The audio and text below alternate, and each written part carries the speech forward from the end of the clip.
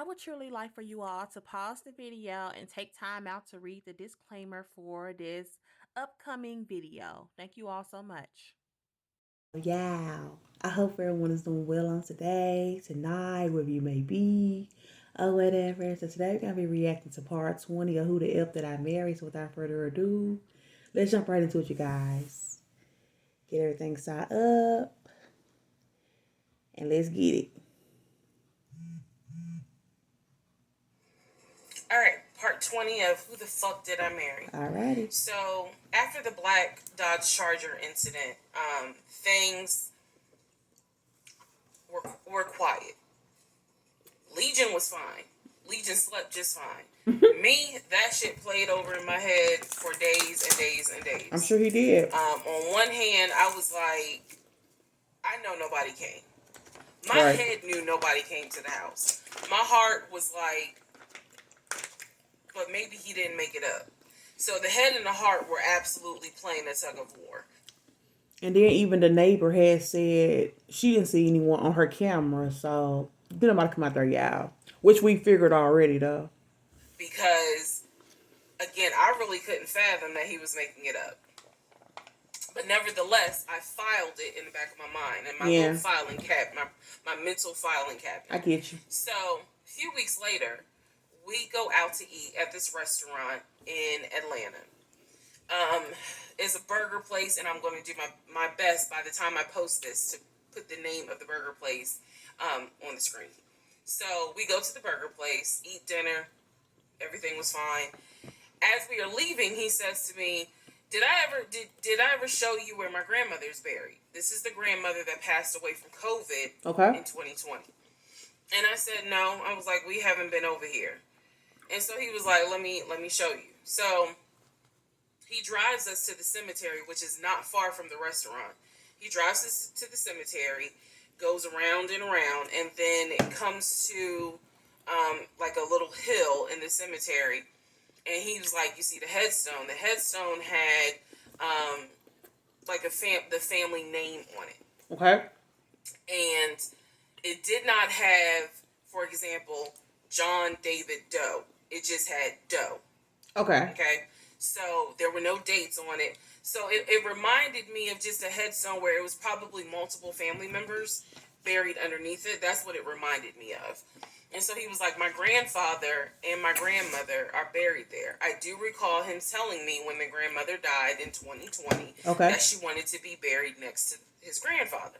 And so we're sitting in the car because we can see the headstone like on top of the hill from the car. And he tells me that is where his grandmother and grandfather are buried. That the family was able to get her, her wishes were to be buried next to the grandfather. Okay. So as we are leaving, we take a different route home. So we get on the highway. If you're from Atlanta, you'll know what I'm talking about. We get on I-75 North. And we're kind of we're just driving around, to be honest with you. But we're taking the scenic route. We get on I-75 North because the reason why I remember is because when you're on I-75 North going towards Atlantic Station, on the right-hand side, you will see the Varsity. You'll see all these tall skyscraper buildings. One of the buildings has the letters NCR on the building. Okay. As we're coming up towards the building, he says to me, do you see the NCR building? I said, yeah. Okay. He said, the building behind it, my job bought that building. That's where we're going to have, we're setting up operations. And I was like, why the hell would y'all buy a condiment company in downtown Atlanta? He was like, no, we're not doing production there. It's just going to be offices, and that's where we're going to handle like the business portion. The production is still being done in Gwinnett County out in Duluth. And so I was like, oh, okay. He was like, that's where I keep the company car. So I was like, the company car? I said, aren't you supposed to be bringing the company car home? And he was like, I don't want to bring the company car home because it's Clayton County and it's a $90,000 car. And I don't want no problems. So he's telling me that Yeah, he is like just so full of himself. Like, come on.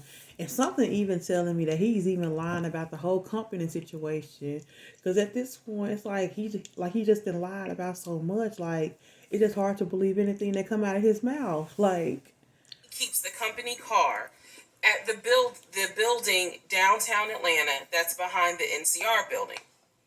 I barely could see what building he's talking about, but he was like, "It's the building right behind it," mhm, and so he's telling me that that's where his office is.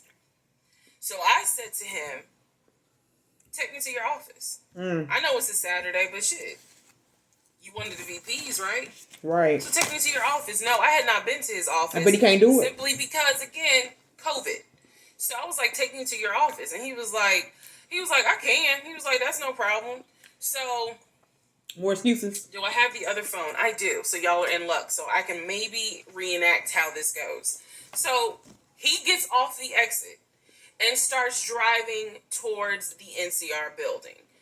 While he's Hmm. driving towards the NCR building, he always has kept his I've phone been in looking his forward to these left phone pocket. calls, This but is my left hand. So he pulls yeah. his phone out and he starts calling. He tells me he's calling Willie. Willie is supposed to be the head of security. So he's saying, let me call Willie real quick to make sure that the building's open.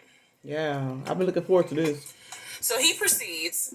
This is another phone, but he proceeds to go ahead and call Willie. We're still driving, by the way. We're still driving. I'm on the phone, scrolling through Facebook, trying to figure out um, some random shit. But he's driving with the phone up to it. So driving with the phone. Next thing Hmm. I hear, "Hey Willie, it's Legion. Hey, how's it going? I'm good. Hey, is the building open? No, I just want to take my wife up there so she can see it and see my office. Are you up there right now? You're not? Okay, is Mr. Justin working? Okay. So is there anybody up there that can physically open the building? Because I don't think my badge is." In the moment, she probably wasn't thinking about it. But after never ever hearing anybody on the other end, I probably would have asked him to put it on speakerphone just to see how he would have responded. But like I said, maybe in that moment she wasn't thinking of it that way because who would lie about that? About being on the phone with another person because there's really like nothing to lie about. That's why I'm saying maybe in that moment she probably didn't think much of it. But hey, want to get me at least in the front door because of it's on the weekend lock. Okay. Okay. All right. Let me know. All right. Thank you, Willie. Bye. Y'all see how I did that? yeah, He's having this whole conversation while I'm sitting in the you passenger don't hear seat. nothing. So then he gets off the phone and he says to me, "Willie is not working and Justin apparently called out sick. So Always an the building excuse. is locked and my badge won't get us in the front door." He was like, "Willie's going to see if there's someone else that can open the front door so we can actually get in." He's like, "My badge will get us on the floor, but it will not get us in the front door." No one ever called. So when he's getting off the highway, he basically turns onto Spring Street. Again, there's all kinds of shit I distinctly remember. He turns onto Spring Street so that he can then get on 75 South so we can go home. Never saw the office that day. Um, Um, but again, this is she wasn't where about he's to. saying that he keeps the company car. So when we get to part 21, I'll kind of go into detail about the whole company car a little bit more. Mm-mm.